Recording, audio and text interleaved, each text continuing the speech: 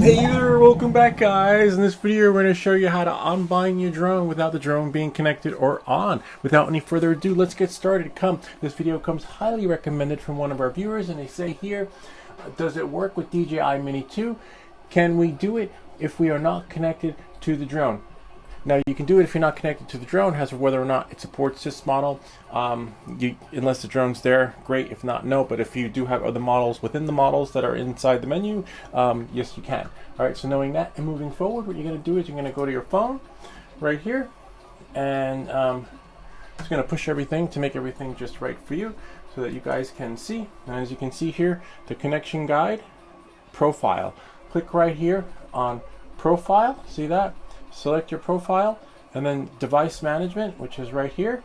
Device, select it, and then you select your drone. In this case it's the Avata 2, and then you select remove from account, select next, and then confirm.